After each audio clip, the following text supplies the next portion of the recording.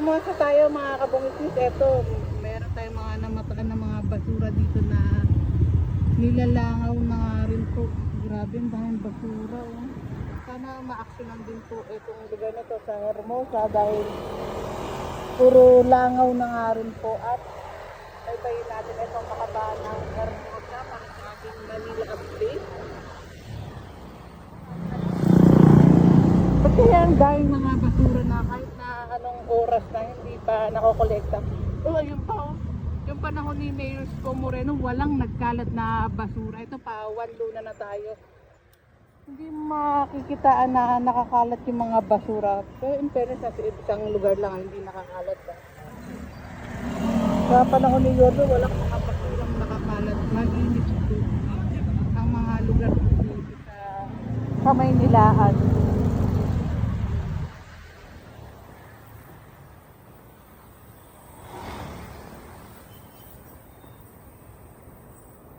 Mga basura nilalangaw na dito. Sana makakuha na rin sila at para sa safety na nga rin po ng mga sakit din ang makukuha dito sa mga basura na nakalagay po dito sa may side.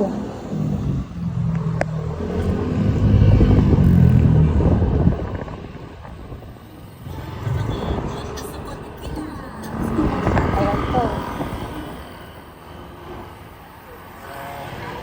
Grabe, yung basura. Tapos tag-ulan na. Sana maano po, mga aksyon at nakuha din po.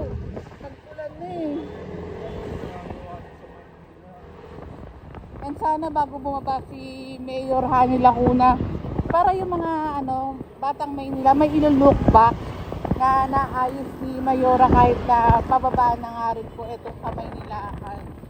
Ay, pababa na siya dito sa pagiging Mayor ng Maynila at i-welcome na natin si Mayor Isko Moreno, ang ating butihing Mayor Yorme.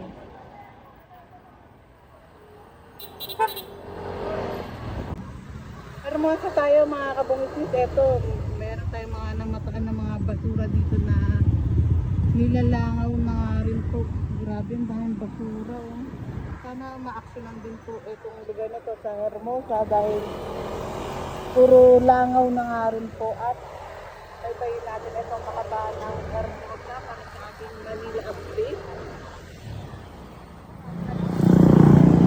Ba't kaya ang daming mga basura na kahit na anong oras na hindi pa nakokolekta?